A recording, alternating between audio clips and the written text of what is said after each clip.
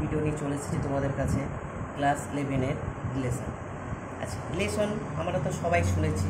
Relation হচ্ছে এমন একটা শব্দ বা সম্বন্ধ, যেমন এখনকার দিনে কোনো দুটো মানে বাবা মায়ের সঙ্গে যেমন সম্পর্ক, ছেলে মেয়ের সঙ্গে যেমন সম্পর্ক, বন্ধু বান্ধবের সঙ্গে সম্পর্ক, তেমনি দুটো সেট যদি আমরা এবি নিই, সেট দুটো কিন্তু শূন্য হলে হবে না, নাল সেট হলে হবে না, যেটা যে কোনো সেট হতে পারে। এই শূন্য সেট ছাড়া যদি এ ও বি নিই, এই সেট দুটিকে যদি আমি এ ক্রস বি সেটের যে কোনো উপসেট এ থেকে বি সেটের একটি সম্বন্ধ বলা, অর্থাৎ এটাকে এ ক্রস বি আকারে আমি প্রকাশ করবো, তাহলে এ সেট থেকে বি সেটে একটি তখন সম্বন্ধ বলবো। এ সেটটি আর দ্বারা সূচিত করবো, অর্থাৎ এই যাকে আমি বি সেট দ্বারা সূচিত করছি সেটাকে আর দ্বারা সূচিত করবো। এবার আর সাবসেট এ ক্রস বি, অর্থাৎ এক্স ওয়াই বিলংস টু, অর্থাৎ ওই এ সেটের ভেতর যে ইনগ্রেডিয়েন্ট বা এলিমেন্টগুলো থাকবে সেগুলো হচ্ছে x y belongs to R, হ্যাঁ, such that x y belongs to A cross B. অর্থাৎ এই রকম আকারে দুটো সেটকে যদি আমরা প্রকাশ করতে পারি তাকে আমরা রিলেশন বলতে পারি। ঠিক আছে, নেক্সট দেখো ক্ষেত্র বা পাল্লা। ক্ষেত্র বা পাল্লা বা অর্থাৎ ইংরেজিতে বলা হয় ডোমেন ও রেঞ্জ। কাকে বলে? ধরি আর হলো একটি এ সেট, অর্থাৎ আমি যে উপরে এই যে এ ক্রস বি, এখানে আর একটা তার উপসেট ধরেছি এ সেট থেকে বি সেট, মানে এ থেকে বি সেটটা এমন দ্বারা সংজ্ঞায়িত, অর্থাৎ তাহলে আর শব্দের অন্তর্গত কমিত জড়সমের প্রথম পদগুলি নিয়ে গঠিত সেটকে আর সম্বন্ধের ক্ষেত্র বলা।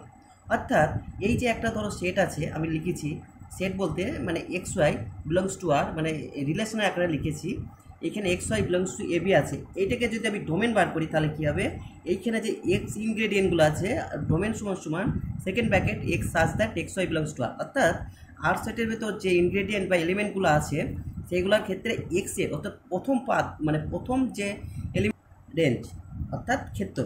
পাল্লাটা দেখো বন্ধুরা বা আমার প্রিয় ছাত্রছাত্রীগণ, দেখো আর সম্বন্ধের অন্তর্গত কমিত জড়সমের দ্বিতীয় পদগুলো, অর্থাৎ এই যে আমি রিলেশনটা করেছি এইখানে যদি y belongs to x y belongs to R লিখি, অর্থাৎ দ্বিতীয় পদটা কমিত জড়সমের সেইটুকু আমরা পাল্লা করব। এবার পরে আসো, দেখো এটা গেল আবার রিলেশন। এবার রিলেশনে নেক্সট দেখো ইনভার্স রিলেশন। ইনভার্স নিশ্চয়ই কথাটা আমরা সবাই শুনেছি, ইনভার্স মানে হচ্ছে বিপরীত, অর্থাৎ সব জিনিসের যেমন ঠিক আছে তেমনি তার অপোজিটও আছে, তেমনি আমাদের এই রিলেশনেরও বিপরীত আছে।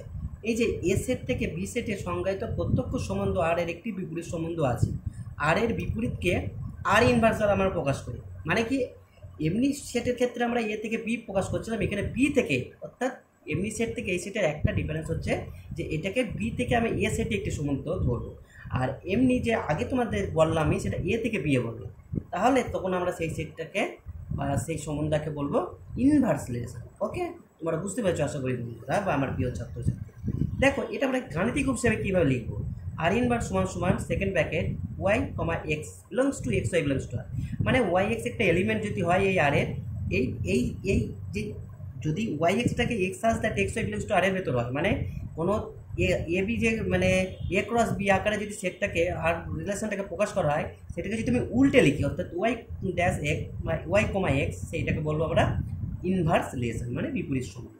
এবার ডোমেন দেখো, ডোমেনটা ঠিক রিলেশন যেটা করেছিলাম আমরা তার উল্টো, রিলেশনের ক্ষেত্রে যে ডোমেন হয়েছে ইনভার্স রিলেশনের ক্ষেত্রে তার উল্টোটা, মানে এমনি রিলেশনের ক্ষেত্রে যেটা রেঞ্জ হচ্ছিল এটা সেটা ডোমেন হবে, আর এখানে যেটা পাল্লা হচ্ছিল ওটা সেটা রেঞ্জ হবে। ঠিক আছে, এই যে দেখো ডোমেন আর ইনভার্স সমান রেঞ্জ আর, আর আর ইনভার্স পাল্লা সমান আর, এর ক্ষেত্রে আর রেঞ্জ আর ইনভার্স সমান ডোমেন আর, অর্থাৎ যে আমরা রিলেশন বার করলাম তার উল্টোটা। রিলেশনের ক্ষেত্রে ডোমেন সমান এখানে হচ্ছে রেঞ্জ, আর রেঞ্জ সমান এখানে হচ্ছে ডোমেন। আশা করি প্রিয় ছাত্রছাত্রীগণ তোমরা সবাই বুঝতে পেরেছো। আজ আমি ভিডিওটা বড় করলাম না, এখানেই থামলাম। হ্যাঁ, আবার তোমাদের জন্য নেক্সট টাইমে আরও ভালো সুন্দর সুন্দর ভিডিও নিয়ে আসবো। Have a nice day.